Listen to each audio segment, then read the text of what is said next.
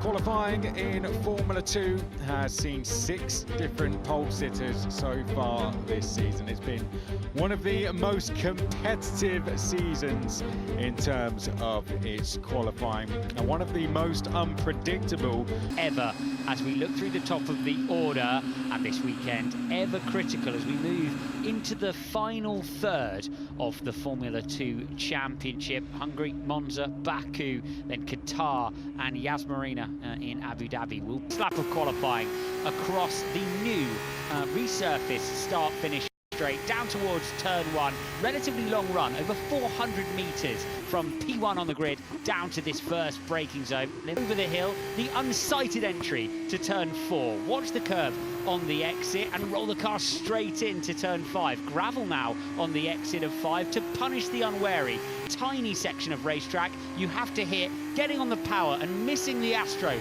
on the exit of 14, using all of that rear tyre up to the top. Makes his way around the final corner, up to the line, and goes P1 and comfortably as well. He was quick in practice earlier and he's reflecting that pace now as we jump on board with feature race winner from last week, Roman Stanek. It's the final stages of the lap. Dirksen up to 4th. Let's see what Stanek can do. Roman Stanek up to the line now, and P1 for the Invicta Racing drive. Shaw turns his way out of the final corner, podium finisher here last season, and he's in the top 3 once again, just behind his teammate in P3. And the hill. Was this a moment just flirting with the outside of the circuit with gravel? There's gravel out there on the exit of turn 12. It's not a long run after 12. You can get away with it ever so slightly as long as you've attacked the drying enough, especially the softer compound. By the time you get down there, a little bit of an inside unloaded lock up there for Alex Dunn on this first little. Lindblad makes his way up to the start-finish line now, and he goes to P9, so still in that top 10. 2 phases in the qualifying order, of course. The top. Ollie Goethe now heading across the start-finish line, P2.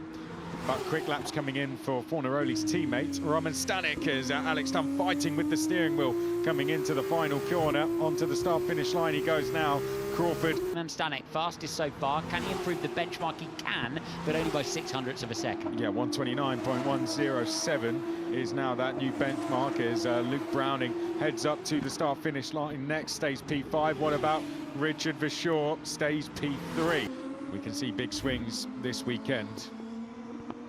5th in the championship at the moment, also 5th in the standings in this qualifying session. Luke Browning, fastest earlier on, of course, in free practice. Said it gives him a good balance to confidence as well, moving into qualifying. Lindblad still going at it, isn't he? Yeah. Trying to get a better lap out of the Campos, or is he going to ditch that one and come into the pits? 2 green sectors put him on schedule, but I doubt he'll have fuel and time to be able to close that one. Not purple. But decent from him. Let's see how the rest of this lap pans out as he runs in the gap with almost the full field now back in the pit lane. Comes a sprint winner, makes his way to the start-finish line and goes straight to the top of the standings. How about that for Leo Fornaroli? Track limits at T1. So we lost a lap. Oh, sorry. It's incredibly close. Yeah. Out on the exit curve of turn 1. This is why Alex Dunn will be investigated. So he's going to head out the pit lane just in front of Miata.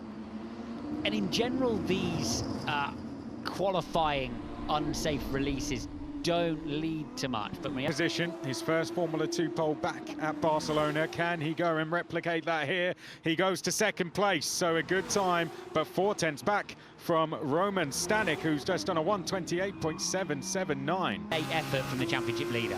Victor Martins getting ready to cross the line next as Luke Browning closes the gap to 2.5 tenths and goes to the front row of the grid. The British driver, that's a great effort from him. We go to Victor Martins heading round the final corner. A little slide of the car as he now opens DRS and goes to the 2nd row of the grid.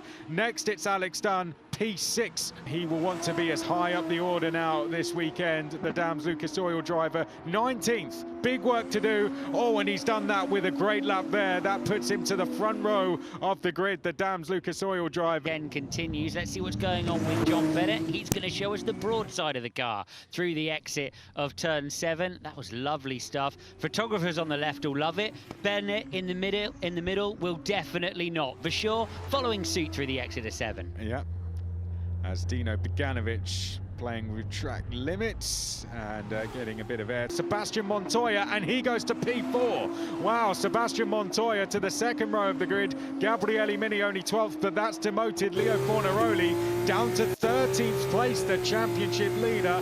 And his car as he blasts through the heat haze on the last lap of qualifying. Championship leader with work to do as he heads down towards the summer break, round the final corner, fighting with the steering wheel. You can see him drifting out the corner. Leo Fornaroli charges to the line. Oh, he just misses out by 1/10 and a half, but Gabriele Mini up to the line he comes. He will stay P12, but that was a crucial lap for Leo Fornaroli. He's put himself ahead of all his championship rivals, but fresh off the back of taking his first feature race win, Roman Stanek has the chance now to hear the Czech national anthem this weekend, because he will be leading us away on Grand Prix Sunday.